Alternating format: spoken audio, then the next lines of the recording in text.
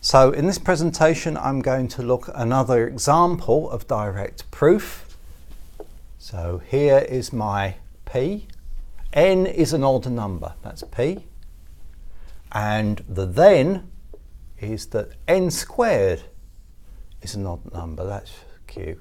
So I want to show that if P is the case, if I do have an odd number, then N squared will also be an odd number.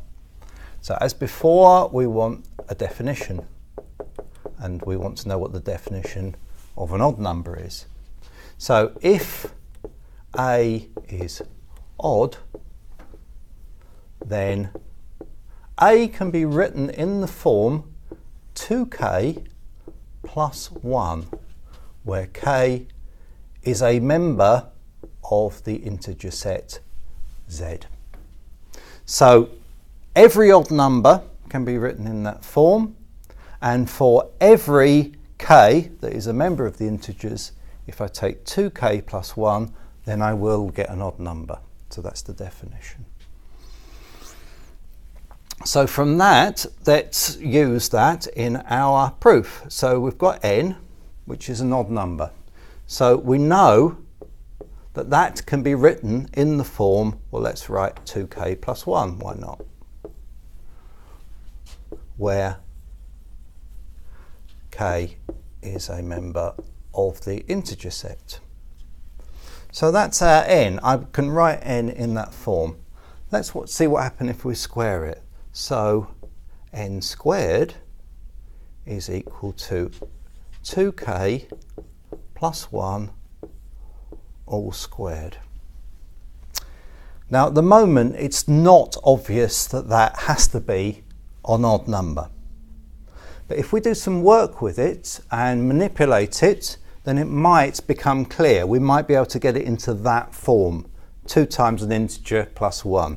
That's our aim. So that's where we're trying to go towards. When you're doing a proof, always keep where you're trying to move towards in view. So what can we do here? What would you do next if you were doing this proof? So the answer is you multiply it out. So you go 4k squared plus 4k plus 1. So that's what you get if you multiply that bracket out. So that's looking a bit better now because we've got the plus 1 that we need. All we've got to show is that that thing there is 2 times some integer. Okay. Well, to show that, let's try taking a factor of 2 out. Because then if we can show that the thing that this is, if we take a factor of 2 out and we show that this is 2 times something, if we can show that something is an integer, we're done. So let's see what happens if we take a factor of 2 out. So we get 2 times 2k squared plus 2k plus 1.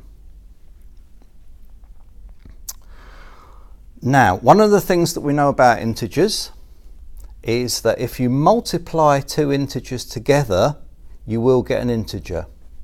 So therefore, that means, so in other words, let's write that here. If A and B are integers,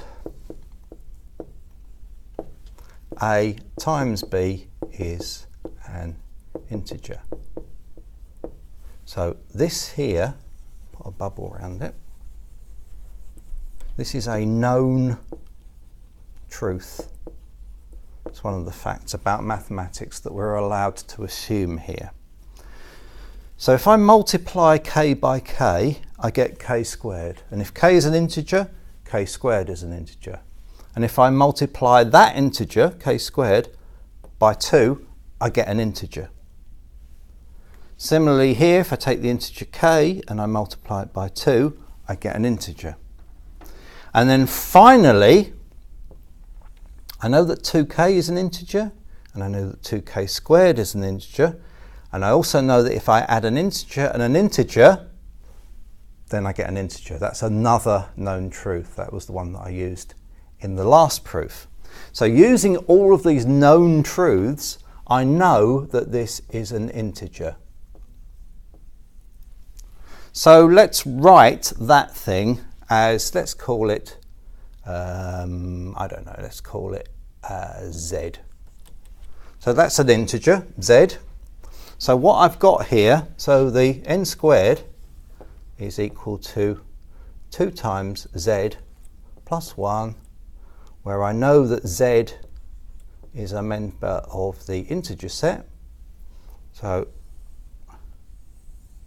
that's where I've got to, and that's exactly the definition of an odd number. So in other words, what I've got here is I know that n squared will be 2 times an integer plus 1, and if I've got a number in that form, then I know it will be odd. And so that's the end of my proof.